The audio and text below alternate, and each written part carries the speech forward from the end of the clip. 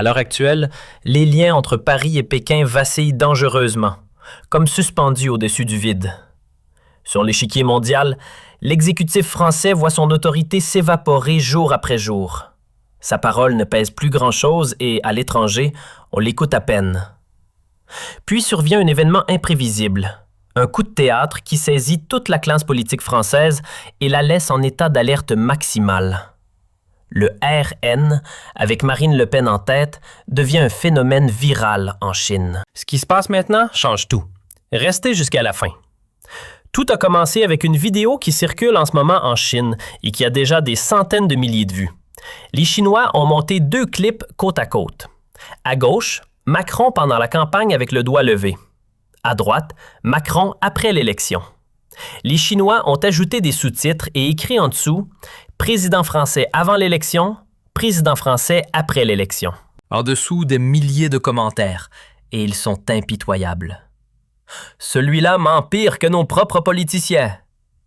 Comment peut-on tromper son peuple comme ça?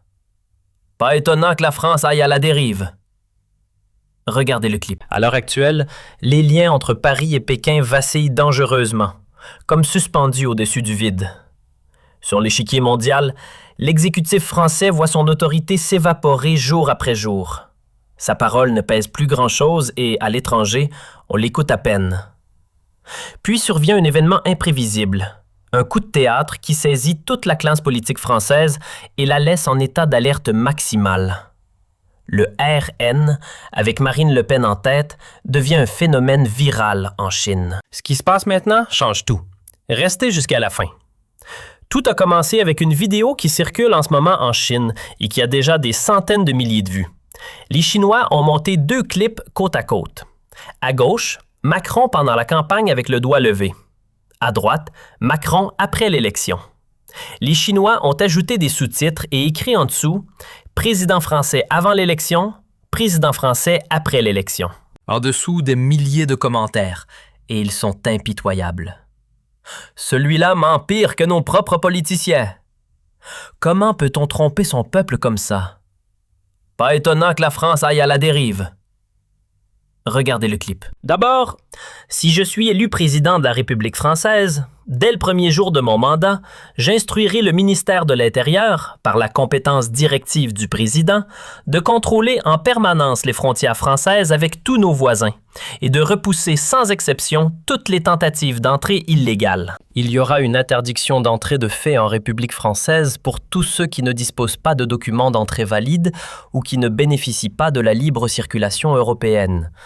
Cela s'applique expressément aussi aux personnes ayant un droit à la protection. Et puis, je tiens à être très clair, personne d'entre nous ne parle de fermeture de frontières. Personne. Bien que cela ait été affirmé par endroits pendant la campagne, personne d'entre nous ne veut fermer les frontières. Quand une superpuissance mondiale commence à fact-checker publiquement ton président et à se moquer de lui, ce n'est plus juste embarrassant. C'est un séisme de révélation diplomatique. C'est comme si Xi Jinping postait personnellement un mème sur Emmanuel Macron. Et c'est exactement ce qui se passe en ce moment. Pendant que Macron et Attal deviennent la risée internationale, quelque chose de plus explosif se produit. Marine Le Pen devient une star en Chine. Soudain, des threads sur WBO apparaissent avec des titres comme « La seule politicienne française qui comprend l'économie et parle un peu de mandarin ».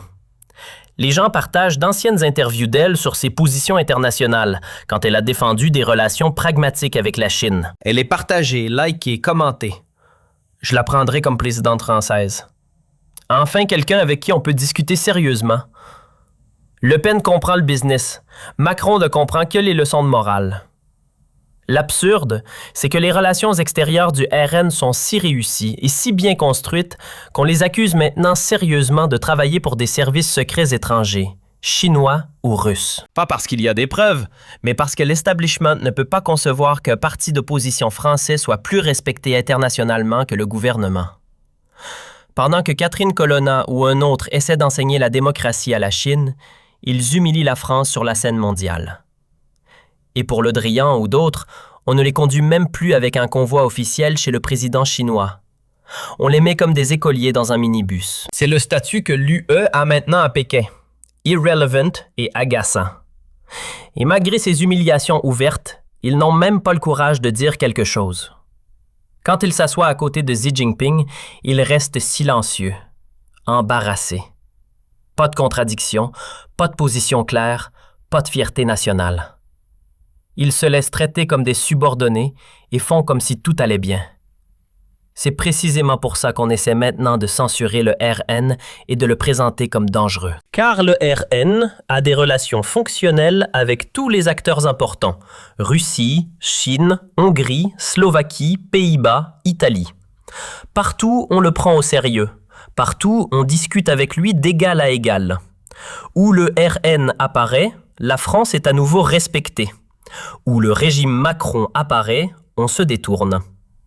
Regardons aux USA. Trump invite toute la direction du RN, les accueille chaleureusement, discute des plans d'avenir. Et Macron?